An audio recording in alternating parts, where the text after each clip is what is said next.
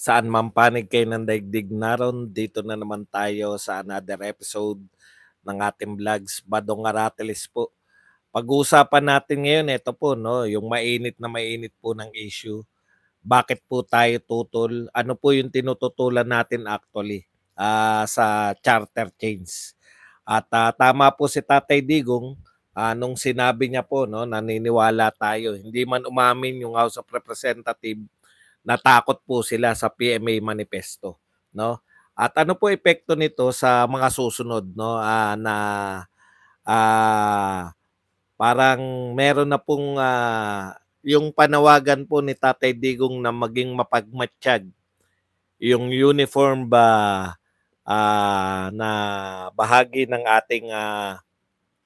ating lipunan, yung pong mga pulis at kasundaluhan ay mukhang tumutugon po dito. Hindi man aminin ng gobyernong ito, may epekto po yung mga panawagan ni Tatay Digong, no?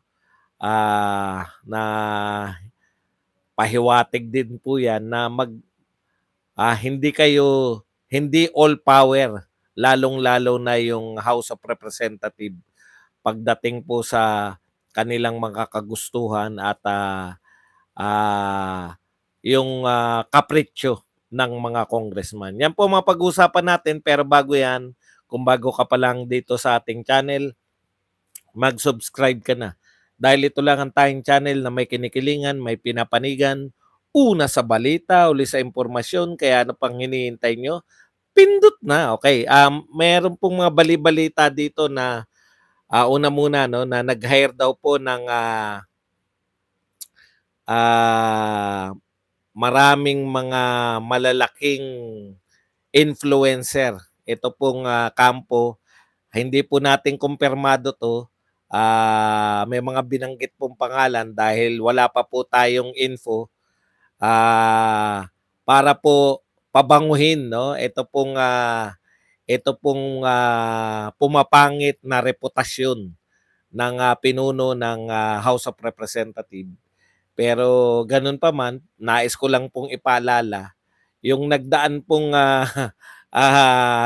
dilawan, kakamping na si Leni Robredo, hindi lang po 'to simpleng nag-hire, no? Hindi po nag-hire 'to ng mga influencer. Talagang yung mga malalaki pong mga artista, malalaki pong mga ah, pangalan sa industriya ng kasikatan, no? Ay hindi po hinire ni Leni kusa pong sumuporta kay Leni. Pero yun nga po ang gusto nating ipaunawa dito, na hindi po porket maraming followers yang mga influencers, hindi po porket maraming mga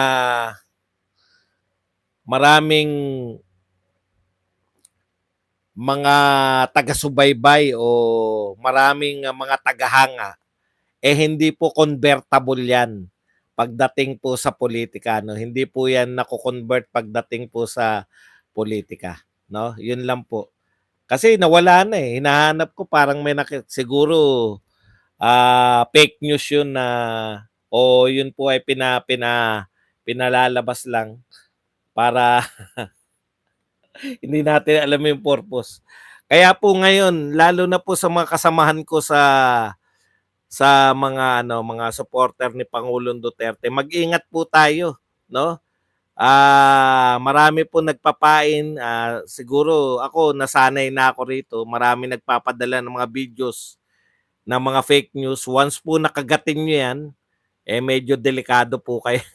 Delikado po tayo riyan, no? Para po sa ingat-ingat po tayo, pagtanggol po natin yung mga Duterte, pero gamitin po natin yung maging wais po tayo. Hindi po lahat ng impormasyon na kumakalat ay pwede po nating gamitin. Dati hindi tayo pinapansin, pero ngayon nakakasiguro ko na dahil sa papalakas na puwersa ng mga Duterte supporters, ano po, ah, ano po yan, lahat po gagawin po nila para mapigilan ng patuloy na pagsuporta natin sa ating Vice President at sa kanyang ama na si Tatay Digong.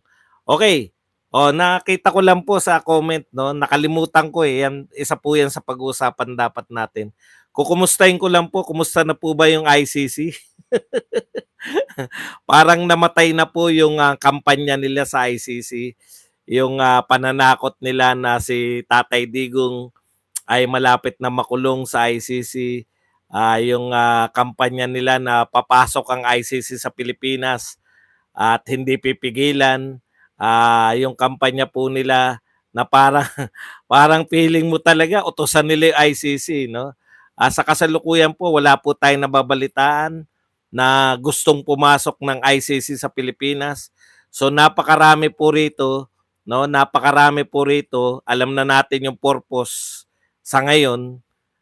Napakarami po sa mga sinasabi nila yung pabalik-balik na issue tungkol po sa confidential fund, tungkol po sa war on drugs, tungkol po sa ICC ay para po pabagsakin yung popularidad ng mga Duterte.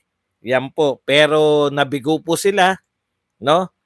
Kalalabas lang po na survey, number 1 na naman po si Sara Duterte sa approval and trust rating. Maring nakikita nyo po, hindi medyo nagugulat kayo sa mga vlogger o sa mga nagsusuri po na kakaiba, no? Yan po, ganyan po nililito ng mga media kasama po ng mga vlogger ng nakalaban natin, no? Ayan po ay nililito po tayo na sinasabi na bumababa ang rating ni Sara Duterte. Ang katunayan po, si Sara Duterte po ang number 1 sa trust rating at number 1 sa approval rating. Huwag po kayong magpalin lang dahil never pa pong tinanong sa survey. Ang tinatanong lang po, yun lang po yung nilalabas. Pero sila, interpretasyon ang gusto nilang ilabas. Interpretasyon nila para pasamain, pabagsakin ng popularidad ng mga Duterte. Hindi po sila nagtatagumpay sa kasalukuyan. Ito lang po, no, medyo ang nakakatakot po, mukhang hindi na po pumapayag yung mga uniform men natin, lalo na po yung mga opisyal na tapat na nanungkulan, no? Nung sila ay nanunungkulan pa. Lalo na po yung mga kasundaluhan natin na nagbuwis na ng napakaraming buhay para sa pakikipaglaban dito sa mga rebelding NPA Communist Party, no? Nakakatakot po yung nakaramdam po sila na nakakatakot po para sa mga kalaban na naramdaman nila na may power pala talaga sila pag nagsama-sama, no? Yung pong manifesto pa lang kinatakutan na yan. Hindi po amin yung House of Representatives na ito po ang dalan pero hindi po nila, wala po silang katwiran eh. Before po tong yung sinasabi nga ni Tatay D kung kinabukasan pagkalabas po ng manifesto, yan po. Ito po yung bagong video ni Tatay Digong na napanood natin, no? Paglabas ng manifesto,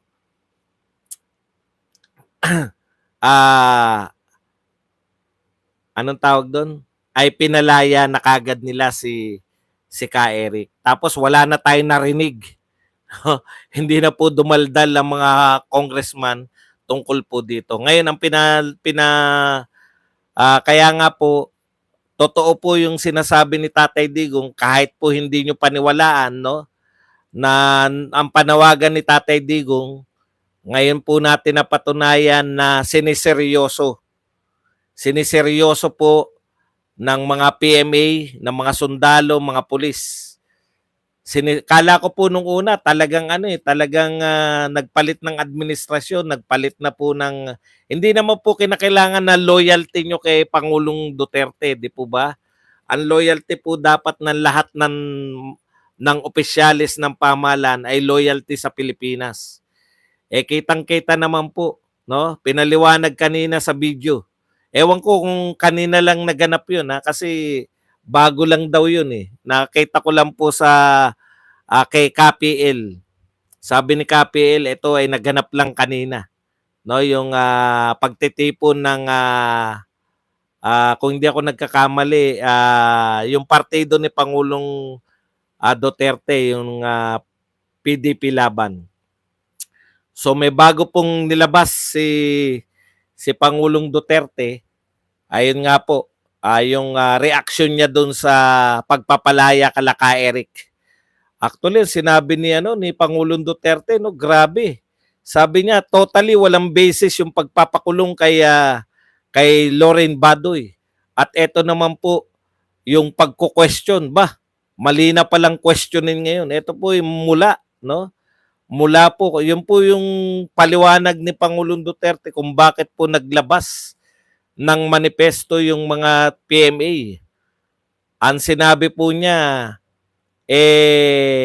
sa pagkakaintindi ko, hindi po papayag yung ating mga PMA graduates na hindi po sundin ang batas. Mahirap po yun. Kaya yung akala ng mga hari-harian ngayon, yung akala nila na wala na pong power yung mga panawagan ni Pangulong Duterte pag sinabi niya sa mga kasundaluhan na magmatsyag kayo. Hindi naman po sinasabi ni Pangulong Duterte na gumawa kayo ng illegal. No? Ang sinabi niya, magmatsyag sila. Bantayan, magbantay. Kung tumutupad pa sa saligang batas, no? Umaayon pa sa saligang batas itong mga inaasal nitong mga to. Sampu kayo nakakita na sunod-sunod na sa resolution para protektahan ang bawat isang House of Representative. Saan ka nakakita nun? Ngayon lang po ako nakakita ng si Franz Castro ay may special resolution. Dapat yung resolution na yun resolution, Franz Castro resolution. Grabe po. Kaya po galit po ang mga, sana nakikinig po ang Pangulo, no? Yung isinusulong nyo na peace talk, parang hindi po masisikmura yan ng ating mga kasundaluhan. Kung kailan malapit na. Suportahan na lang po natin yung NTF-ELCAC. Di po ba? Malapit na po yun Malapit na pong magtagumpay. Huwag po nating bawasan ng pondo. Dagdagan po natin yung pong pondo. Okay. Mamaya po tayo shoutout at magbabasa ng inyong mga komento para tuloy-tuloy lang po tayo, no? Paalala lang po. Maya-maya po pagkatapos po ng ating topic. Okay, speaking po, basahin po natin tong mga reaction po nila, no? Hindi na naman daw po nagpakita. Ito po, nakakatawa tong na to. Nakakatawa tong no-show. Alam po natin yung sinasabi dito, no? Di umattend sa filing ng counter affidavit noong December 4. Di rin naka-attend kahapon. Walang paramdam ng okay lang po yun. Totoo po yun na hindi po umattend. Dahil hindi nila alam, no? Valid po yun. Yung kahapon, hindi rin po umattend si Pangulong Duterte. Paliwanag lang natin, mukhang hindi po natin napapaliwanag na maigi, no? Ang question po, illegal po ba pag hindi umattend si Pangulong Duterte? Required po ba siya na hindi siya umattend? Hindi po. Magpa-file lang po siya ng counter affidavit. Ano po ang bawal kung hindi siya magpa-file ng counter affidavit, di ba? Ibig sabihin, hindi niya re-recognize yung korte. O tanong po, dapat ba personal yung pagpa-file ng counter affidavit? Hindi po. Bakit po hinahanap ni Franz Castro? Kasi po si Franz Castro nasanay sa Kongreso na lahat ng kanyang kapritsyo sinusunod ng speaker. Ayun po yun. Nagmaktol na meron CIF si Sara Duterte, napatanggal yung CIF, mga kung ano-ano, ICC, nagkaroon na resolusyon para sa ICC, etc. etc.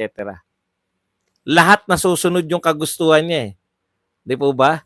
Kaya po siya nagmamaktol dahil gusto niyang makita ng personal si Pangulong Duterte, hindi po nagpapakita sa kanya.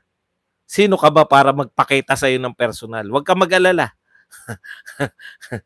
Wala pong ipinag-uutos ang batas na dapat makipagkita si Pangulong Duterte doon kay Franz Castro sa Quezon City Justice Hall, no? Ang importante po, nag-file po na nakita nyo naman, nasaksihan natin, no?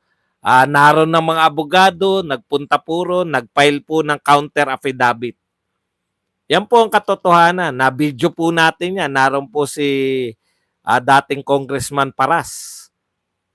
Dating Congressman ba yun? Alam ko dati. Naroon pa po yung mga nagagandahang mga muse. Ay, na-videohan po yun. May counter affidavit po at natanggap na po ng kampo ni Franz Castro. O ano pa po inaangal nyo? Lahat po yan, propaganda lang nila eh. Sasabihin nila, natakot. No, pinagsasabi nyo natakot. Okay, di umaten sa filing ng counter. Ito nakakatawa rito sa tao na to. Wala daw pong paramdam si PRRD sa nung lumindol at nagbombahan sa Marawi. Walang paramdam sa bombahan sa Marawi. Halos isang buwan na ang huling episode ng TV show. Gikan sa masa siguro yung sinasabi nito. Nako mga DDS, ano nangyari kay tatay? Palihim na dinila ulit ba sa Singapore? Nakakatawa, di po ba?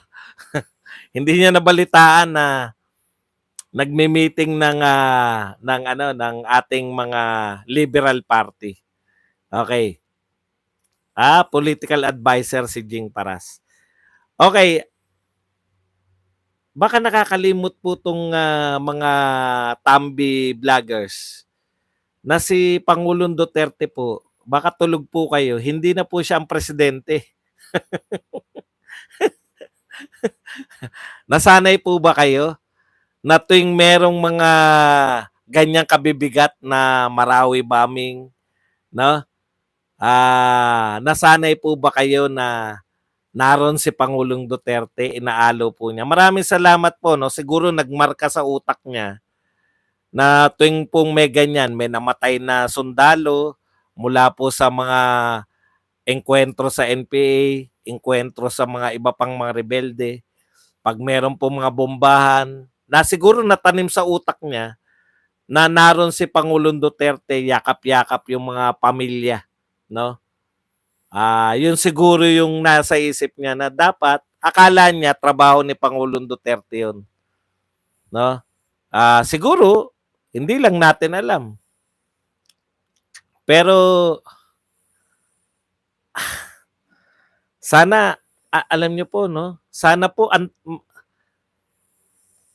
walang-wala po kayo sa talino ng mga, alam niyo, Tambi, PBBM, mawalang galang na po, no? Walang-wala po yung mga supporter ninyo sa Twitter, supporter nyo sa YouTube, mga YouTuber. Sa husay po. Wag na po ako kasi henyo ako eh. Mamaya i-quote na naman ako dito, henyo. Henyo daw si Badong.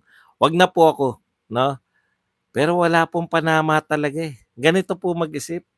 Hinahanap niya mula daw sa Marawi bombing si Pangulong Duterte. Ano ba namang utak yan? No? Hinahanap mo ba yung kalingang makaaman ni Pangulong Duterte tuwing may mga sakuna?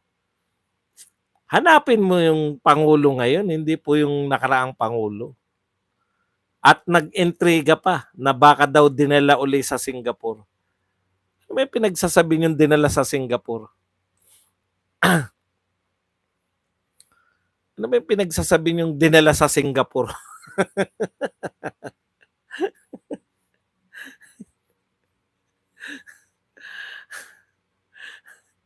Hindi na po kinakailangan ilihim ni Pangulong Duterte kung siya man po ay may sakit ngayon, no?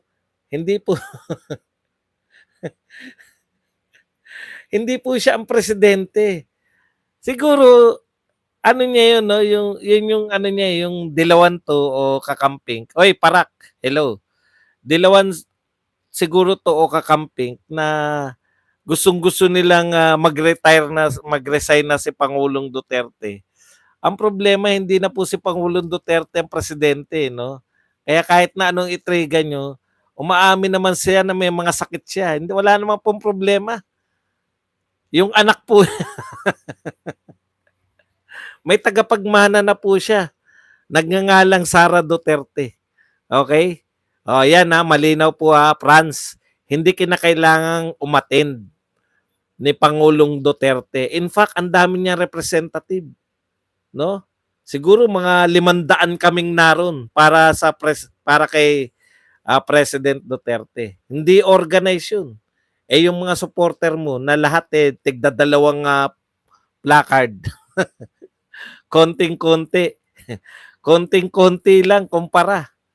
Mababait lang yung mga Duterteng naroon eh. Siguro kinakabahan yung mga bata. Akala siguro nila naniwala sila na mga killer lahat ng mga supporter ni Pangulong Duterte. Mababait po kami. Naawa nga kami sa inyo mga bata kasi kami sa magulang ninyo, 'di ba? Mag-isip-isip po kayo. Okay. Balitang-balita pa rin po na binastos si Martin. Alam niyo po, ganyan daw ba kabastos talaga yung mga supporter ni Sara Duterte? Alam niyo po, natutuwa kami na muntik na masundot yung mata ni Martin. Pero hindi po, sa tingin ko, hindi naman po sinasadya yun. Ang sinadya po, yung support VP Sara Duterte. Wala po kayong magagawa eh. Gusto po namin kahit saan po kami, nasa Japan man, nasa ibang bansa man, talagang pagsisigawan ng mga OFW na sumusuporta kami kay BP Sara at hindi sa'yo. Masasaktan lang kayo. Lahat kayong mga supporters ni Martin, masasaktan po kayo. Kasi talagang ang galit ng mamamayang Pilipino na, in fact, ano si Martin ngayon? Kulelat. Bali-baliktarin nyo pa yung resulta ng survey. Kulelat si Martin. Kahit na ano pang pagsasabihin nyo na bumaba daw si Sara Duterte. Hindi importante yung pagbaba ni Sara Duterte. Ang importante, siya pa rin ang number 1. Di ba? Tinanggap nyo na ba na number 1 na si Sara Duterte kaya tinitignan nyo na lang kung bumaba o hindi bumaba? Tinanggap nyo na ba na siya na talaga ang number 1, hindi po yung presidente nyo?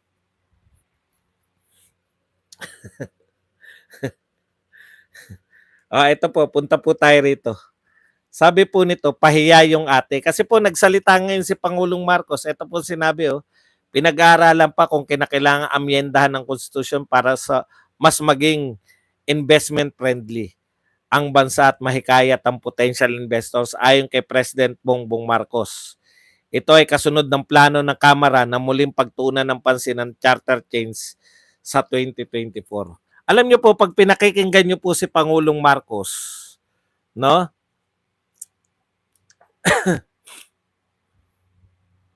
Hindi po. Mali po yan. Ang pinakamataas po si Sara Duterte. Ang sinasabi po nila, tumataas si Pangulong Marcos. Hindi po sinabi na ungusan na si Sara Duterte. Kaya nga po, kung ano-ano yung mga, Okay, balik tayo rito sa punto po natin. Sinasabi dito, pahiya daw yung ate. Yung ate meaning si Manang Aimee. Hindi ka talaga nakikipag-usap muna Sabi nitong Laleli Lolo. Alam niyo yung mga tagasagot niya, yan lang ang puna ko no. Ang daming ngayon, mas marami pa po. Dati po kilala natin, 'di ba? At least yung mga nagtutweet po nung panahon ng mga kakamping, mga totoong tao, sila Kakanan din, 'di ba? Sila JC Punong Bayan, mga totoo, sila Father, nawala na yung mga pari na yun, no? Father Nossi, tsaka isa pang pari, no? sila Jobber Laurio. Ngayon, panay mga pangalan na imposible. Laleli Lolo, no? Marcos Makapili. Alam mong mga hindi nila mga pangalan, alam mong mga hindi tao eh. Okay. Pahiya daw si Ate Amy dahil nag-announce daw siya. Yung sinasabi ni Ate Amy, Father Nonong, at least silang mga totoong tao yung mga binabanata natin, no? Ito po sa totoo lang, never heard po pero ang dami po nila sa Twitter na nagtatanggol kay Tambi. Napakarami po ngayon. Dalawa lang yung may pangalan, yung Althea Tan tsaka yung Justin Manila. Ewan ko kung sila talaga yun. Okay. Ang pinupunto nito, napahiya si Amy Marcos daw dahil sinabi na ng Pangulo na hindi wag mag-focus sa tiyatya. 'Di ba? Mag-focus sa mga mahal na bilihin, etc. Totoo, sino po yung nagsasabi ng totoo? Totoo po. Pareho silang totoo. Sinabi po yan ni Senator Amy na nagsalita po talaga. Ako nga parang duda ko pero nag-research ako eh. Ito po, real talk po natin ang sarili natin, no? Hindi po napahiya si Ate Amy, si Manang Amy, hindi po siya nagpahiya, no? Hindi po siya. Ito po ang sinabi talaga, no? Sabi ni Marcos noong February 13, 2023, nung Pebrero lang po. Ito po, GMA Integrated News, Marcos Chacha, not my priority. Sinabi na eh. Sinabi na po.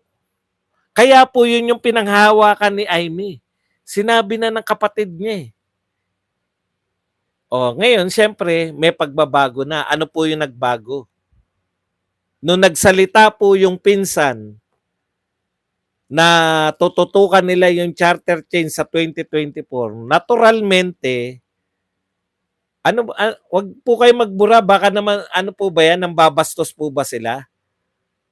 Para masagot po natin, no? Okay. Naturalmente po, no? Na magre-react yung Pangulo. Nahalata na po natin yan eh. Ayan po ang mahirap, no? Sinasabi nila, ang ganda naman ng sinasabi ni Pangulong Marcos tungkol sa tiyatya. Di ba? Para maka-attract tayo ng investors.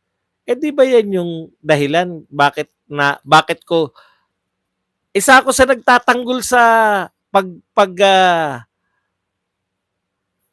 pag-alis ni Pangulong Marcos eh. Dahil nag-i-invite siya ng mga investors. Hindi ba kaya siya bumabiyahe dahil nag-i-invite ng investors? Tapos ngayon magcha-chacha tayo dahil mag-invite tayo ng investors.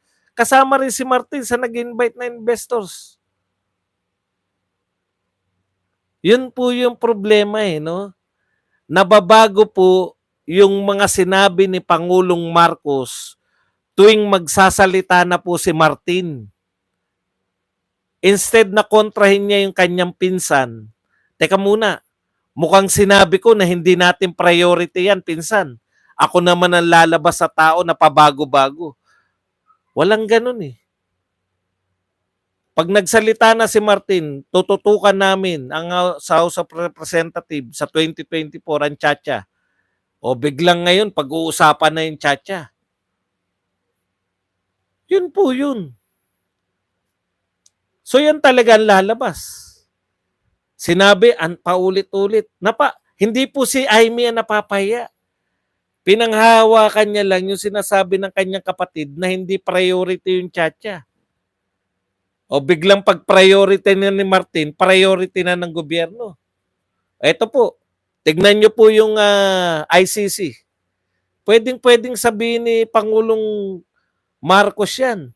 Ilang beses ko nang sinabi, nung ako po ay nangangampanya pa lang, nung ako ay bagong upo na hindi natin papapasukin ng ICC, pwede naman niya sabihin yun. Pero nung nagsulong ng ICC ang House of Representatives, pag-aaralan na. Yun na po.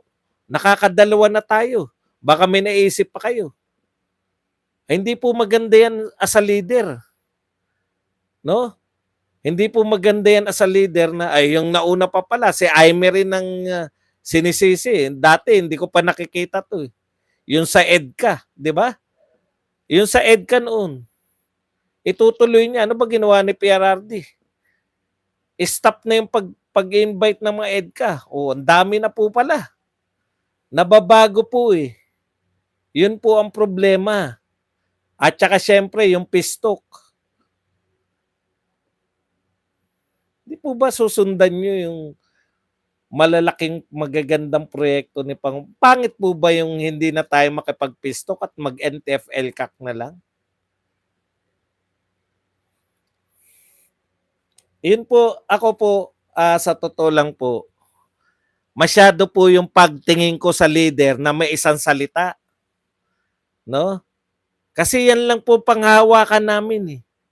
Yung mga salita. Kaya nga paulit-ulit ako, hindi ako nabudol. Totoo po, hindi po ako nabudol kasi naniwala ako eh. Hindi ko po kasalanan kung yun po yung frustrating sa akin. Yung pag may sinabi ang isang tao, lalo na po yung isang leader, pinanghahawakan po yan ng mga supporter. Sumuporta kami dyan eh. Ako nga, supporter lang ng mga Duterte. Paano kaya yung anak mismo? Di po ba? Kinakailangan pang ipaglaban ni Sara Duterte na wag papasukin ng ICC. Samantalang tiniti ako sa inyo, yan ang kasunduan nila. Isa yan sa, alam nga naman pumayag si Sara Duterte na, wala lang tayong kasunduan, basta tatakbo ko, vice mo. Ganun lang ba yun? Hindi ako nag-iisip na ganun.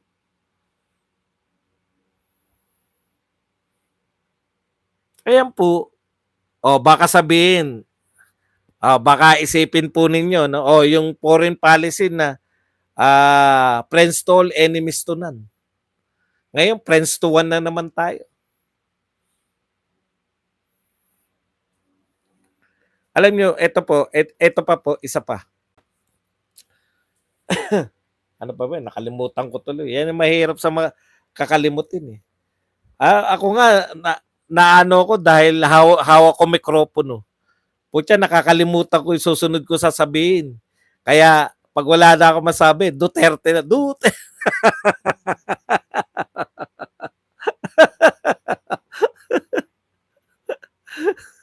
Yeah. Hindi na nila mahalata na nakalimutan ko na isusunod ko sasabihin. Sisigaw na sila na Duterte.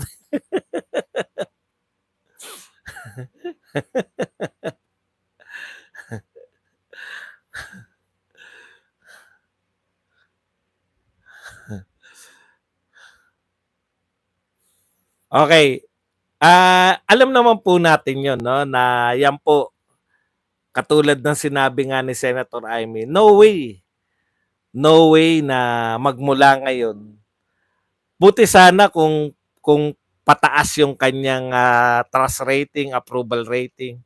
Ayan na po, trust rating at approval rating. Dati, ang alam ko maaring mali ako. Dati ang pinakakulelat si Gesmundo eh.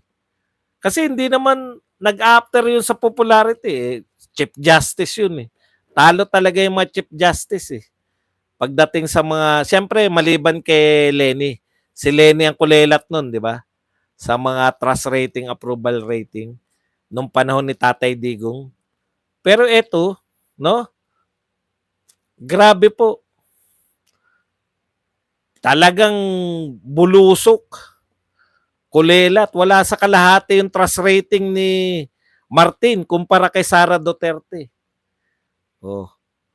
Siyempre, sasabihin ng mga yan. Kasi si Malutikiya yan eh.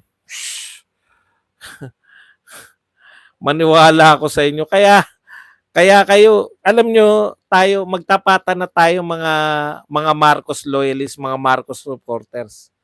No? Kayo ba totoo hindi kayo naniniwala sa survey? Yung mga dilawan at kakamping ka nagsasabi pag mataas yung survey natin, Bongbong Sara, sinasabi nila hindi naman totoo yan survey. Pinatunayan na nga na yung survey nag-reflect sa botohan. Overwhelming ang boto ni BBM at ni VP Sara.